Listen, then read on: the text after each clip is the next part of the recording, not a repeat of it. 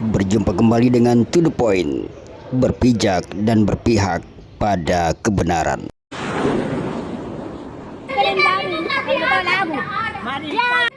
Antara kebersihan kota dan ancaman perut kosong. Sahabat To The Point di mana saja berada, ada niat mulia yang sedang digulirkan pemerintah Kota Makassar saat ini, yakni untuk menjaga kebersihan dan memperpanjang usia tempat pembuangan akhir TPA Antang yang sedang digagas.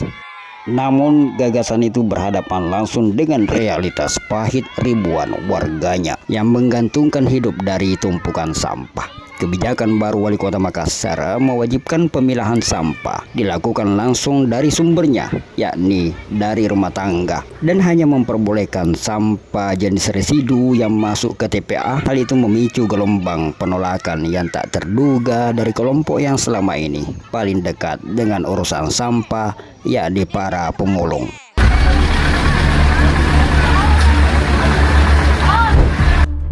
Mereka tidak hanya menolak namun mengancam akan menutup akses jalan menuju masuk ke TPA Antang jika kebijakan ini tetap diberlakukan tanpa solusi yang adil.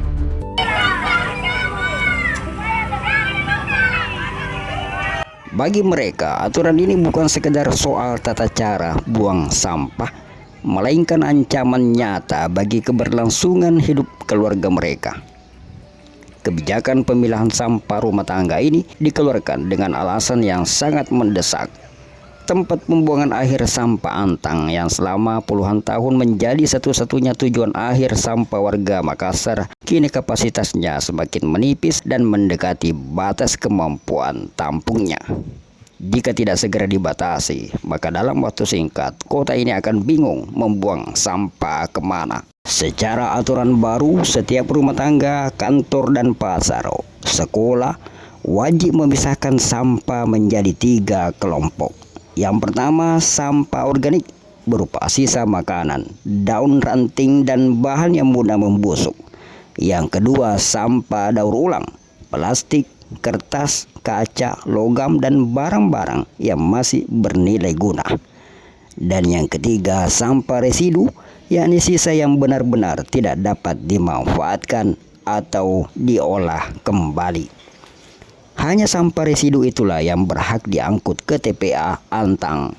Sisanya harus diolah di sumber atau diserahkan ke pengelola daur ulang resmi di lingkungannya masing-masing. Mobil sampah disuruh pulang.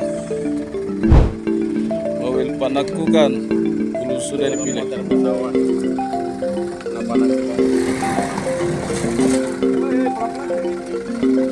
Ini adalah langkah maju yang secara teknis sangat tepat dan patut didukung. Namun perencanaannya seolah lupa melihat siapa yang selama ini menjadi tangan kanan penguraian sampah di kota ini.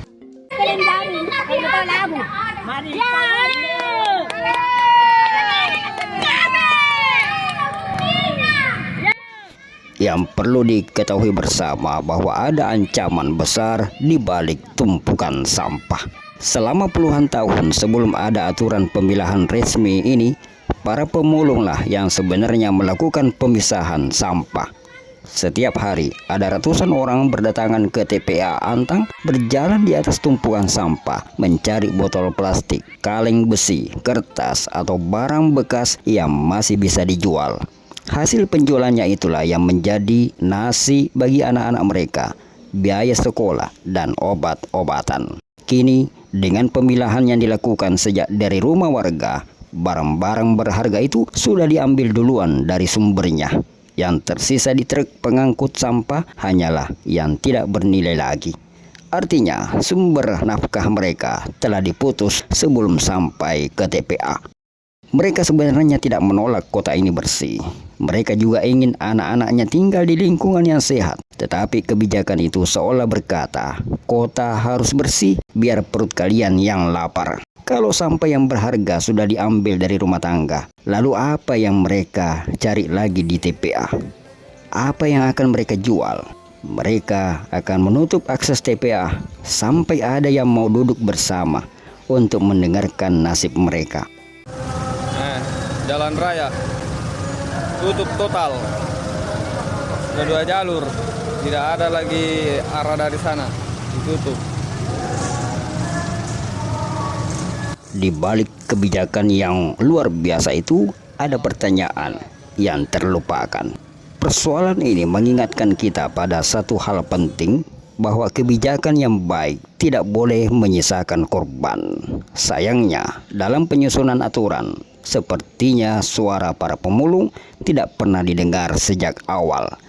Mungkin ada pelibatan perwakilan mereka dalam rapat perencanaan, mungkin juga sudah ada sosialisasi yang menjelaskan mengapa kebijakan itu ditempuh, tetapi yang belum ada adalah jaminan tentang pekerjaan pengganti bagi mereka. Seringkali pemerintah melihat sampah hanya dari sisi teknis, lingkungan, dan biaya. Padahal di balik setiap tumpukan sampah ada ekonomi rakyat yang berjalan.